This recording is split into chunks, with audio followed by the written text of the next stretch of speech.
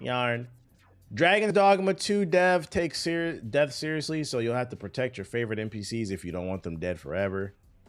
It's almost the entire reason why we made the game open world. There will be many events that don't occur depending on affinity, and relationships between NPCs will also be important. Basically, it sounds like you won't see everything in your first playthrough. On the topic of getting closer to NPCs, the director goes on to explain that the premise since the beginning has been to create a fantasy world simulator, and that part of this is having NPCs die as a regular occurrence. If there's an NPC you can care for in the town, you will need to protect them as you fight or hold on and run. The director warns players following from this, reassures fans that wake stones also exist in Dragon's Dogma 2, so even if an NPC dies, not all is lost. Yeah, when I played the game, they had wake stones. Basically, like if you got dropped, you had three respawns before it was like game over. I wish I would have asked them though. How does that work? Do you have to purchase wake stones, or are you just giving them to them? Bro, what's crazy is why would Second Son even possibly get a remake? It still looks good and plays good. Yeah, just make it run on the damn PS5, like backwards compatibility. I feel like that's why they're not putting backwards compatibility, because they just want people to buy these remakes. Want to be heartless in this game. You probably find them in the first game. I don't remember much about the first game. And then also Dragon's Dogma 2 is heavily inspired by GTA 5. In a recent interview with Games Radar, Dragon's Dogma director was asked about the personal inspiration he drew upon when developing the highly anticipated RPG sequel. And according to him, Rockstar's popular open world sim GTA 5 was a big inspiration. GTA 5 was quite a big inspiration for me on the level of how it manages to combine multiple emergent gameplay systems into a satisfying experience that feels free to the player in terms of their freedom and what they can choose to do. The director elaborated further, pointing out that GTA 5 features a lot of flexibility in how it lets players engage with various in-game events and actions. One example Itsuno provided is how you can be doing something like outrunning the police or robbing a bank, and how that can spiral out of control and overlap with other events and eras in the surrounding world. That's pretty cool. That's a bold claim. The game manages that. It doesn't crash. It doesn't kick you out of one thing and put you in the other. It just lets it all mash together in a way that, of course, sometimes gets chaotic, but also feels like it's intentional. Sounds like he's trying to craft a real immersive world as we can get it, really. According to Suno, he was impressed by the sort of intentionality in the emergent gameplay and open world design when GTA 5 launched. Huh. Interesting. Really wish that Sony would give us another Infamous. They deadass have the video game version of the X-Men. They choose to do nothing with it. Did it sell well? I wonder if that's the case. Suicide Squad is already 45% off on the PlayStation Store. I said it yesterday. I'm calling it. They're probably going to shut that game down within a year. It's the new. I think it's better than the Avengers, but it's the new Avengers, if you get what I'm doing. Like that game just never had a chance to succeed. I wish I was able to like hop into another dimension to like Earth 2. And see, is there a universe where it actually was able to succeed just because a hit piece wasn't done on it? That game got taken down by the media and like YouTubers. It never stood a chance. In 2 months, it'll be free on PlayStation Plus. Check VG charts for VG charts. Let's see. What was it? Infamous Second Son? Yeah, I don't know. What was Infamous a good selling game? Let's look. Infamous Second Son. According to VG charts, how do we see the sales? It moved a total of 3 million units. That's probably why we don't have a sequel. 3 million units is not that good for a game that's been out since how long? Like 2014? Because it was a launch title, wasn't it? It just didn't sell well. Yeah, that's probably why. Then they're probably looking at those sales. But then it's one of those things. This is why they say men lie, women lie, numbers don't. I can make the argument sometimes numbers do lie. Context does matter. Because, like, yeah, 3 million units is not good. But then also you have to take into consideration this came out in 2014. This is when social media just started to really pop off. I mean, this is when Vine was still a thing, right? That's why I make the argument that the NBA Street games need to come back. All the Street games need to come back because they didn't sell well either. Let's see. Gaming wasn't as big as it wasn't as big as it is now. So like that was just like the hardcore buying the shit. Who's to say that it wouldn't? Let's see, Volume 2, which is everybody's favorite. But let's see, sales. Currently sales isn't okay. When I checked, oh, there it is right there. Whoops, it's on the side. So North America 1.69 total NBA. So put this in perspective. NBA Street Volume 2 sold 1.9 million. It didn't even sell 2 million units. Tekken 2 sold 2 million units in its first month. But context matters. This is a different era of gaming. There wasn't as many gamers. So 2 million was still pretty decent back then. But today, if you look at those numbers, people will be like, oh, it only sold 2 million units. That's not worth playing. This is what I be trying to tell y'all. Just because you love the game doesn't mean everybody did. A lot of people did not play this game. Yeah, it's a cult classic. There's a difference. There's a difference between a classic and a cult classic. They might be the same in terms of quality, but not in the terms. I feel like a classic is more mainstream. A cult classic it has a niche following. And I think these type of games have a niche following. Same thing with, I wonder with, let's see, Def Jam. Def Jam. Let's see, let's go. Fight for New York. That was the most popular one. PlayStation 2. Same thing. In North America, it didn't even sell 1 million units. It sold 0.86, so 800,000. 600,000. Other countries, like 200,000. Total 1.76. It didn't even sell 2 million. Sold 1.7 million units. Fake ass fans? No, context matters. You can't say fake. Context matters. This is a different era of gaming. Social media didn't exist. This was a new concept with rappers and like wrestling and stuff like that. If you really sit back and think about it, yeah, like I can see, because I mean, like I've heard people say they watch, I think, what was it? Maximilian play it recently. And like I heard somebody said in the chat, he had some very interesting takes. Like niggas love this shit, bro. But there's a lot of people that never played this game and they think it's weird. I watched a YouTube video where like he was doing a retrospective on it and he was just like, yeah, it's really weird to see this wrestling and fighting and shit like that. Some people, I didn't say Max didn't like it, but somebody had said in the comment he had some interesting takes on it, like just being surprised by it, basically. A lot of people might have dismissed it at the time, but then they go back and play it now and they're like, wait, this game's fun. This is a game where like, and I would take a remake, just put online on it, man. Add online. Just check The Last of Us Remastered sold 20 million. To put things in perspective, and that's a new game. I wonder how much it cost to make back then. I'd argue that most of the money in the development cost for this was probably licensing the rappers. Probably doing a licensing deal with Def Jam. That was probably the biggest fee. Don't they still have tournaments for Def Jam Fight for New York? I don't know. What about True Crime? True Crime. Well, which one was the more popular one? I know there was a LA one and a New York one. True Crime, New York.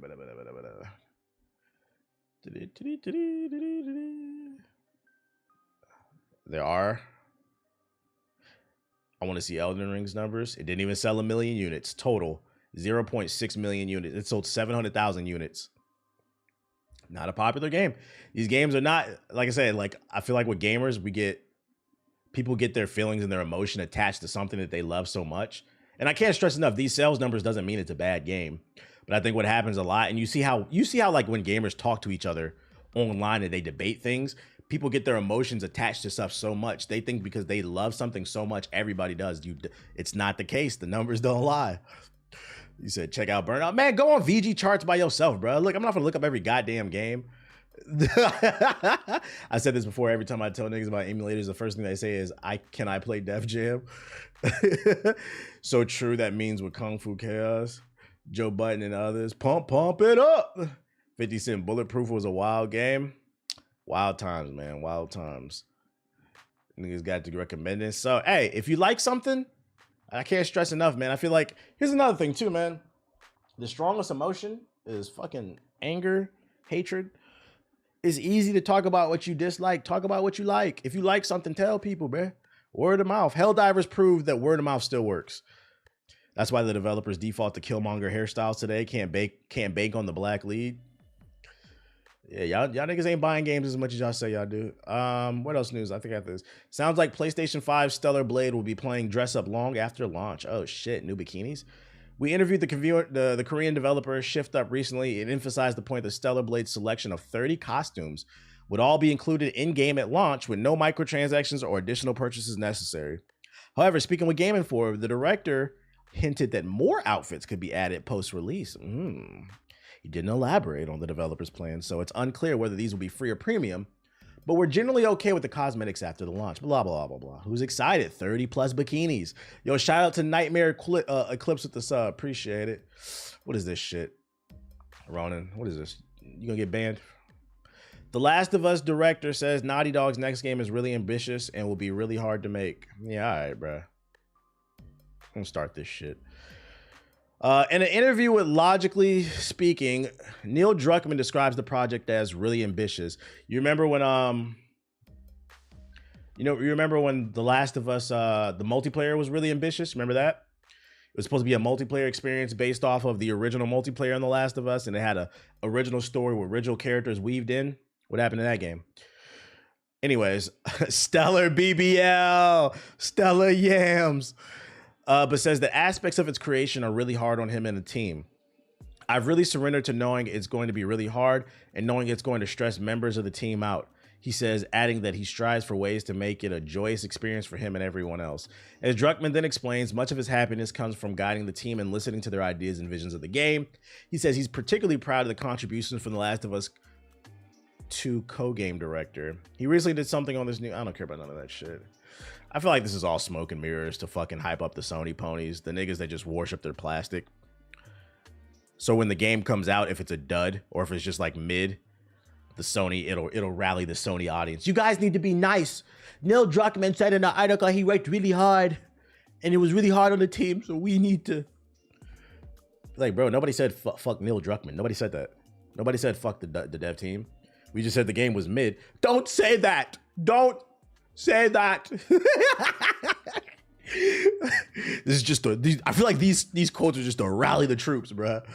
Just like that fucking dumbass documentary they dropped for the. Did anybody watch that? I feel like nobody talked about that shit. That Last of Us documentary that nobody asked for. Stuff like that is to rally the troops. This will really get them behind us. Send a message like, no, like I don't want to. Why the fuck would I want to watch a 1-hour documentary about why revenge is bad? It's more than that. It's more than that. Ellie was a lesbian. Like, okay, she was in the first game too. Like, that wasn't a new feature. Like, what are you talking about? Oh shit. Let me stop. Oh my god. Yeah, I'm not gonna lie. Like I feel like Naughty Dog is just like slowly became like a non-factor for me. Not a non, like we'll keep our eye on it when they announce the game, but like you really live long enough to become the villain. Like I'm starting to not like them, bro. Sounds like I joined in on a good conversation. I just starting to not like them, man. Stop making this shit. Whatever their next game is, I'll say this much, jokes aside. Whatever game they next are making, I pray that it's not a photorealistic Hollywood Oscar bait-ass game. And what I'm talking about is please do not make something in alignment with Uncharted or The Last of Us. Make something fun, unique, something that's creative, that's gonna push the envelope and push the industry forward. That's what I knew Naughty Dog for, okay? A little more and a little less revenge is bad, okay? Naughty Dog or Bethesda. I've never been a big Bethesda fan, so like I don't have like an emotional connection to them. I never liked them niggas like that. Like I like Naughty Dog is like I look at not Naughty Dog. I look at Bethesda like certain rappers. You know, like certain rappers where you wouldn't call yourself a fan, but you like songs of them. Like Gucci Mane is an example, right? I would never call myself a Gucci Mane fan, but there's Gucci Mane songs that I like. That's the way I look at Bethesda. Like, yeah, I like Fallout 3 and 4, but I wouldn't call myself a Bethesda fan. It's World War Bethesda over here. It'll never stop. It'll never fucking stop. Bethesda's the Gucci Mane of gaming. I didn't say all that, but whatever. That's the perfect way to put it. But like Naughty Dog has had like several games that I liked, so then I can, and that's why they piss me off. I can call myself a Naughty Dog fan. You see what I'm saying? Genuine question: do you think that most of these issues stem from people holding devs to standards of games in the PS2 era? What does that even mean? Like the standards of the PS2 era? No, I'm not looking for games. I can't speak for everybody else. I'm not personally looking for games that resemble the PS2 era. That shit was great. But I also believe in leaving the past in the past. Because if you don't, you'll end up getting stuck. That applies to anything in life. Pick that gem up if you want to. Is more so, I'm just looking for new experiences, man. Like I said, like I put a tweet out and I was like, yo, my favorite thing about a new console generation is you knew that it meant new adventures, new characters, new trilogies. I love the concept of a trilogy. 1, 2, 3, nigga, we're done. And a lot of times these studios would drop like multiple trilogies. Like these AAA studios, they would usually drop like 2 trilogies per console generation, which meant 2 new worlds we got to explore. Nigga, we're still talking about Kratos.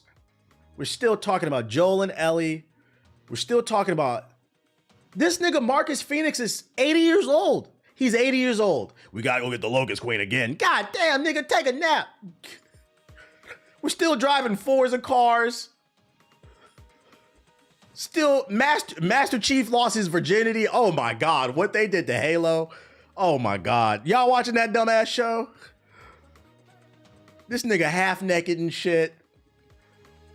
Master Chief the Virgin. They just ruined that franchise, man. Let the shit go. The problem with when you extend franchises out is it leaves, like, an example is like, I'd say Assassin's Creed might be top 5 in terms of series. Not like the individual games, but series. Like Assassin's Creed might be top 5, my favorite series, right? The issue with it is they extended the universe so much. They lived long enough to become a villain. We've reached a point with Assassin's Creed where there's just as many bad games as there are good games. 5 years ago, you couldn't have said that. 10 years ago, for damn sure. The fact that you can say 10 years is a problem. But like the fact that I can say the batting average, there's just as many bad games as there are good games, that's a fucking problem. Because then it kind of low-key, it ruins, you're bringing the average down, right? Like, have y'all, it's almost like, any of y'all went to school, whether it was middle or high school, any of y'all ever been in a class where the teacher graded on a curve? That's when the teacher grades based off of like the average of the entire class. And there's them 2 dumbasses in the back of the room. Everybody scores an A and a B. And them 2 dumbasses in the back of the class that come with the book bag got nothing but don't even got a pencil, a piece of paper. Nigga, what's in your book bag? Earphones, that's it.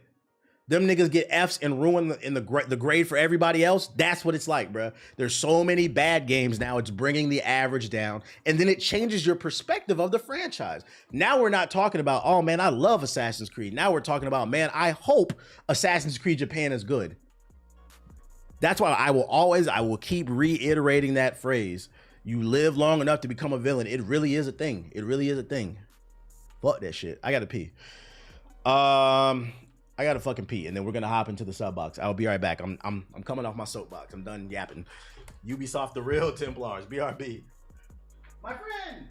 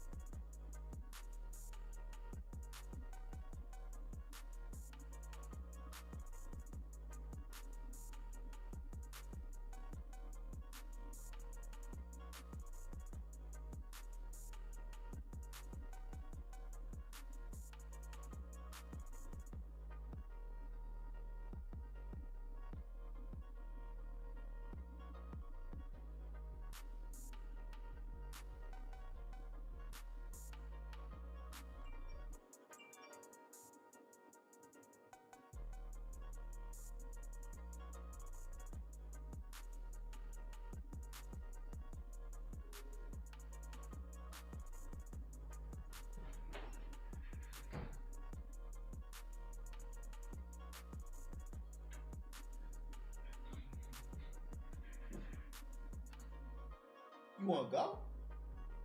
Oh, all right. Thought you wanted to go. You need a hug? Oh, so somebody needs a hug. Okay. Okay.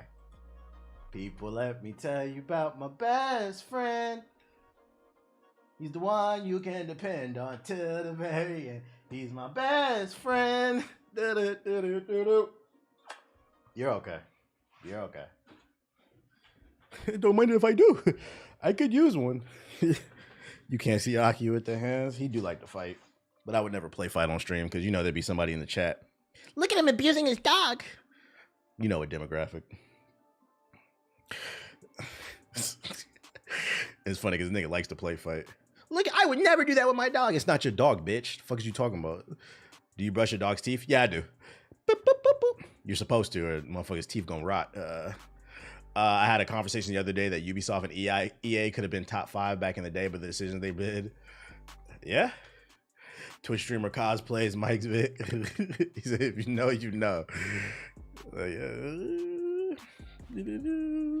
All right, let me see. Let's go into the sub box. Let's see what's going on.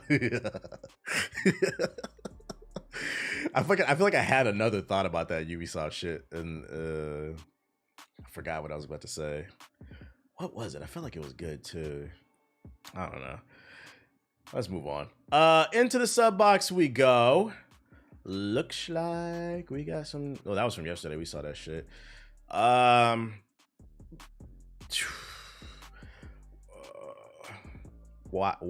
am I not surprised someone like him's playing with his dog like that? What is this, Ronan? Don't get banned from posting links. Parasite, the Gray, the unidentified parasites violently take over human hosting game. Is this a horror movie? Very good. Not gonna lie, that looks a little 1998 Blade. Which, you know, for Blade, I'll let it pass because that was the time and it looked good. But it looks like, first and foremost, like it's really become a trend. It was a joke at first, but it's really become a trend. Like Hollywood said, new IPs, research and development,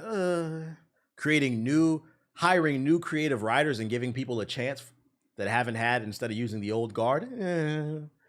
Like Hollywood really has become, instead of new original ideas, let's just ruin everybody's childhood memory. Let's make live action Disney movies, live action anime, live action video games. I mean, think about what we got: Parasite, Borderland, Avatar. I feel like I'm forgetting some more.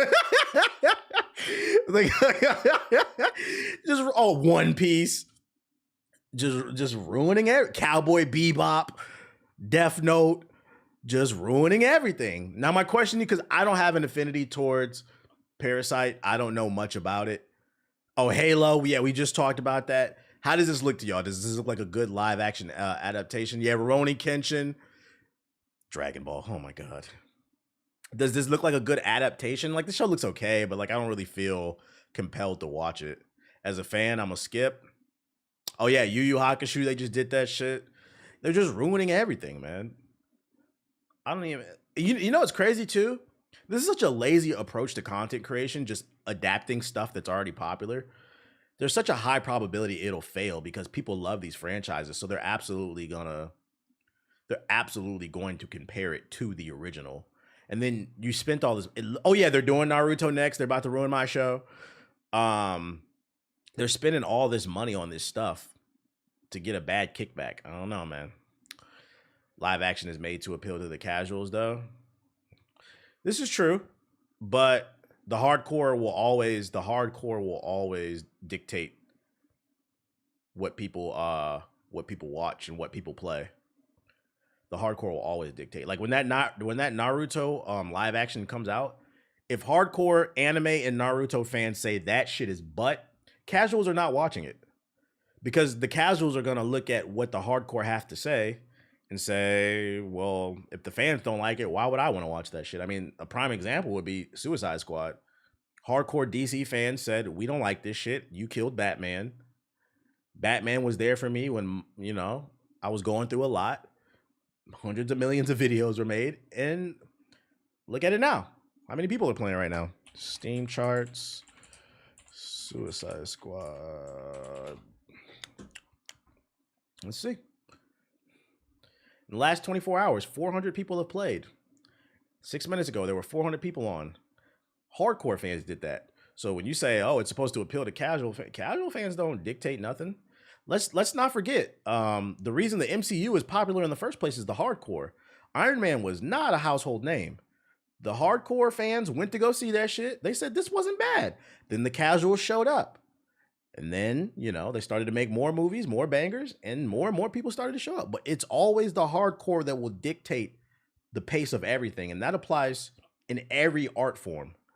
Like, snobs are needed to it. Like, elitism can be annoying to a degree, but creative snobs are needed to some degree.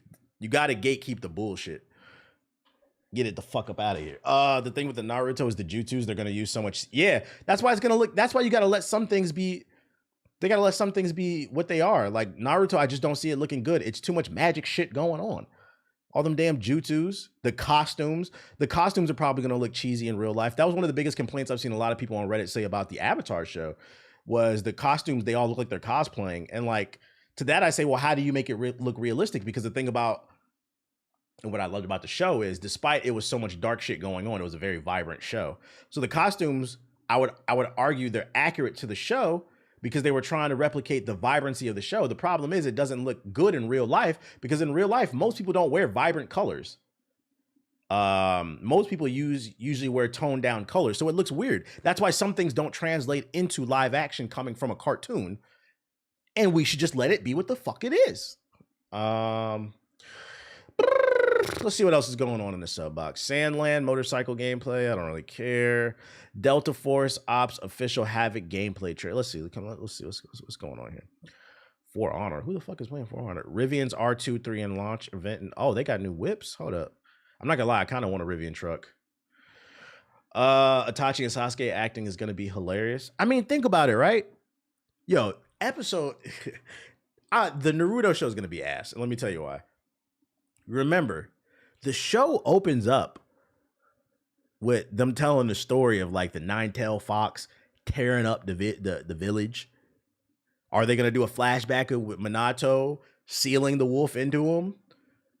Or the fox, into Naruto? Like, how are they going to do all that shit? How are they going to do all that shit? That's just going to look awful like in fucking CG, bro. I'll be honest, I don't want to see it. I don't want to see it, bro. New JG video in the sub box, new Siggy video in the sub box. And that's episode 1. By the end of what episode 1 or 2 was it? Didn't he fight that one dude that tried to steal the Shadow Clone scrolls or whatever?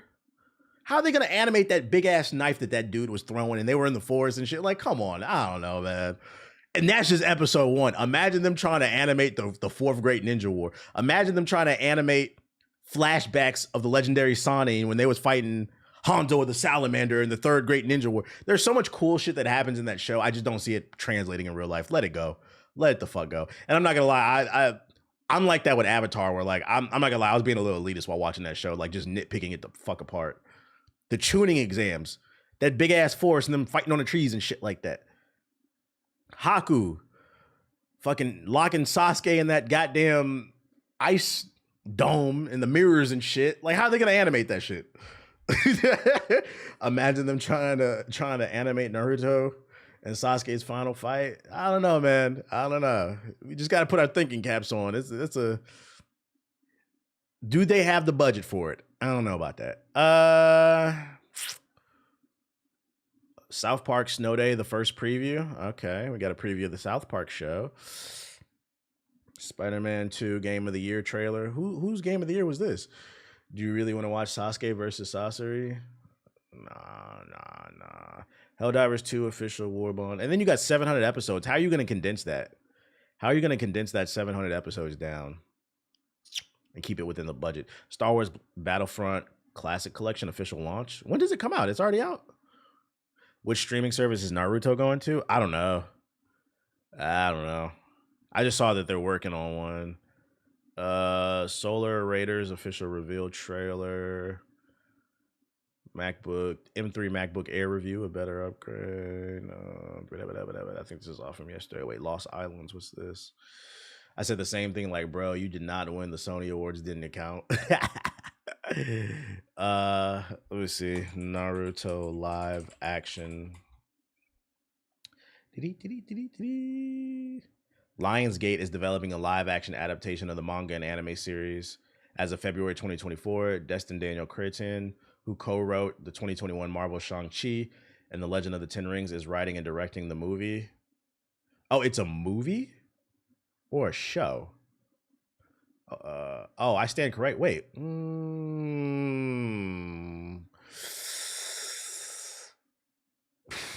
That's even worse. A movie, nigga. What? At least with a show, you can let it breathe through episodes. A movie. How are they gonna condense 700 episodes into a movie? Get this shit the fuck out of here. Yeah, we're cooked. I don't know about this shit, man. It's just ruining our childhood. Yeah, all that 90 minutes. I'm good off this.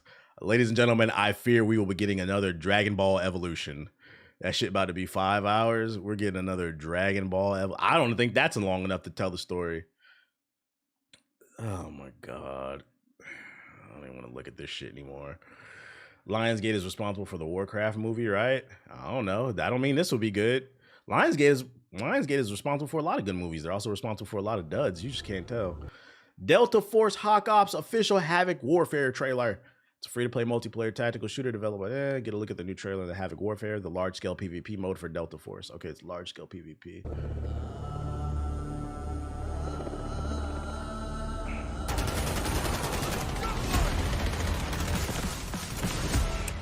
Who's ready for Delta Force? New shooter! Where's X Defiant?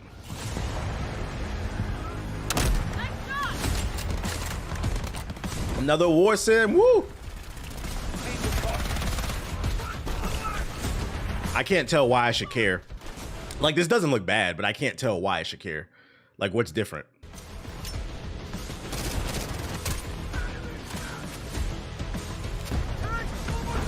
Okay, they got tanks. Battlefield type beat. Now I can tell my kids I fought in Iraq. Yeah, all right. Yeah. Could storm the beaches with Paw Paw. Storm the beaches. Call of Duty, nah. Is this a PvPvE mode? It looks like he's shooting at bots, man. Doesn't look bad, but it doesn't look innovative either. I mean, the good thing is it's free to play. Wait a goddamn minute. It says it's coming soon to PS5, Xbox, iOS, Android, and PC. This is coming to iOS and Android? What the fuck? I want to see what the mobile version look like. Man, all these war games, niggas been to war more than I have.